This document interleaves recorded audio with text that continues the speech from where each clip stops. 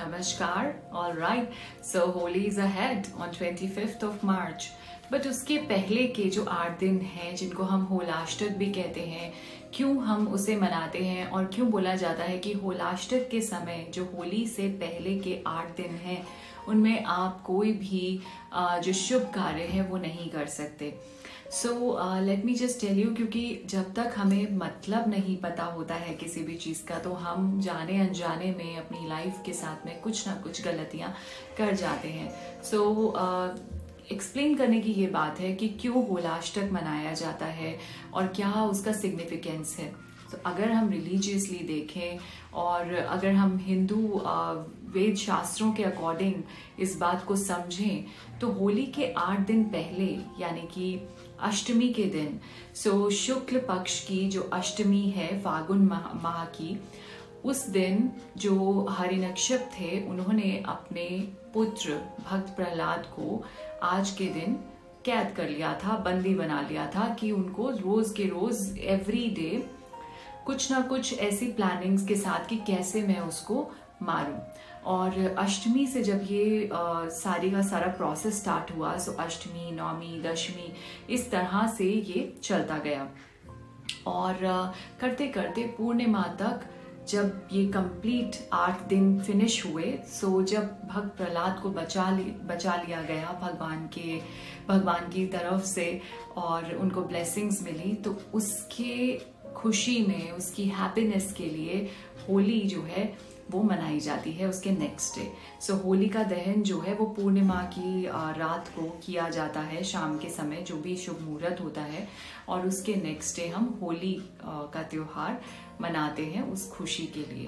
So basically क्यों हम शुभ कार्य ना करें, क्योंकि 8 दिन पहले से आज भी बहुत जगहों पे जो है एक स्थान जो है वो पहले से डिसाइड किया जाता है कि कहाँ होलिका दहन करना है, किसी भी कम्युनिटी में, किसी भी एरिया में, और एवरी डे जो है वहाँ पे कुछ ना कुछ लकड़ें या फिर कुछ भी जो सामान है, सामग्री है जो होलिका दहन में यूज की जाएगी वो डेली वहाँ पे डाली जाती है। इसका मतलब ये है कि प्रिपरेशन हो रही है होलिका दहन की, और वो कंप्लीट 8 डेज ये प्रोसेस चलता है। और उसके बाद में होलिका दहन जब होता है, सब लोग, सारी कम्युनिटी वहाँ पे खड़े होकर, और उसके बाद ये सब करके and then next day the celebrations of Holi.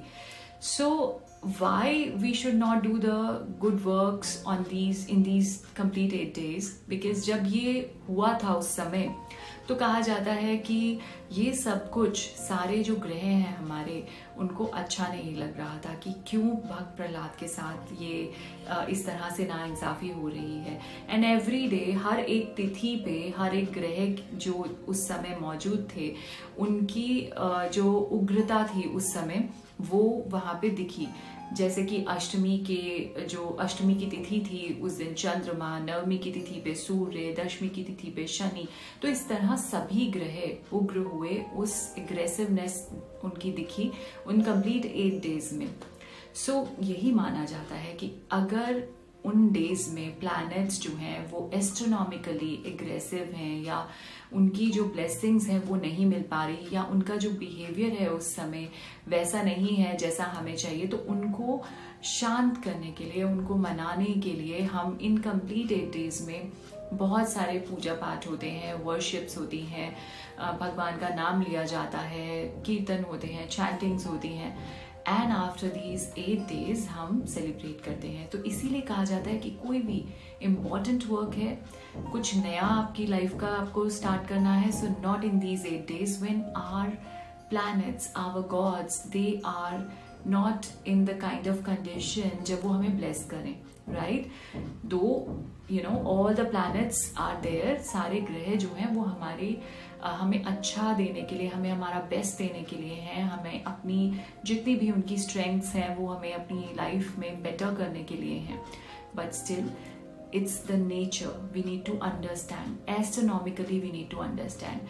So जब उन 8 दिनों में जो प्लैनेट्स हैं उनका नेचर थोड़ा सा एग्रेसिव होता है और हम जो एक्सपेक्ट करते हैं वो हमें ना मिले, so it's better to wait and उनके लिए वर्शिप किया जाए, और after those 8 days then you are open to take your own decisions. और जैसा मैंने कहा, इस बार तो कंप्लीट 1 month का ओवरलैपिंग है खरमास और होलाष्टक का।